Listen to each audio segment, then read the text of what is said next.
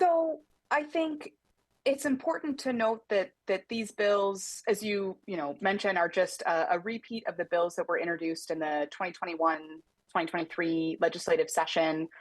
They continue to be part of a nationwide coordinated effort to, I think, dehumanize and stigmatize folks in the LGBTQ community, and specifically transgender adults and youth.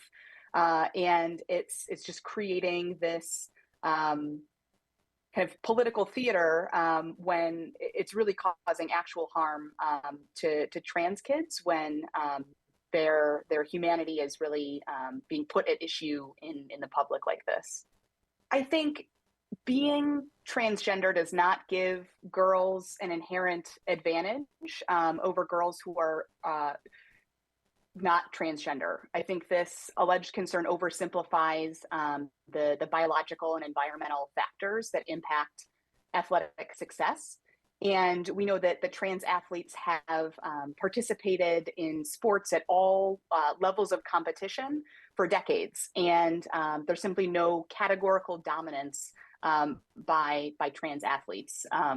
Trans people, just like everybody else, have varying athletic abilities, and categorically shutting them out of sports doesn't do anything but send these discriminatory and exclusionary messages about trans people not being real men or real women, and suggesting that cisgender people need to be protected from their trans peers and colleagues.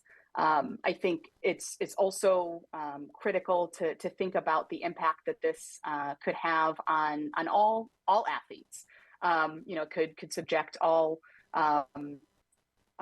female and athletes at the K-12 and collegiate levels to scrutiny by their peers, and perpetuate our long history of policing women's bodies in sports. We know that there are trans youth that live in Wisconsin and are particularly vulnerable and are at higher risk of some mental health concerns and feelings of exclusion and being bullied in school, is what the data is telling us. And so we just want to reaffirm that trans youth belong. They belong in schools, they belong in sports, they belong everywhere.